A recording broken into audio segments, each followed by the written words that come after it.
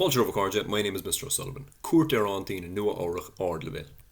Is cuivinlum go stolléir bhí mar ag brathnú an telefís Ihaháin.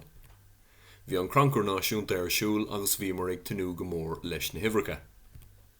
Níor chreidimar an tá a bhí oring nuair a tairngíoch nibhreacha amach. Cheol méid takes chuig Aintín in Eabhrac látharach bán. Bhí idir iontas agus áthas orthaí nuair a fuair an deithnuacht. Thosaí mar ag smaoineamh bhealaí chun an tairg de chathbh. Bhí mar ag smaoineamh airg de chuairt deagríochtaí carthanachta.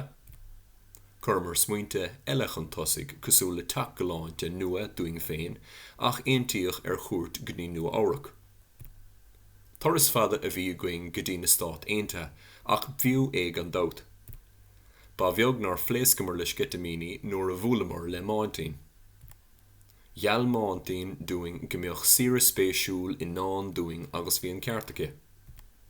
Itasach, réitíoch béle blasta doing in árasáin Aintín, glumach agus fatí fruchta. In íag an bhéle blasta, thugamar aig lár an énig, crí lár chathair in Eabhrac. Omhránóna, bhreathníomar cheoldráma cáiliúil a bhí lán go béal le heistóirí mór rá. Ní ba dhéanaí chunigmar suomhanna starúla na cathrach aistear príomháideach.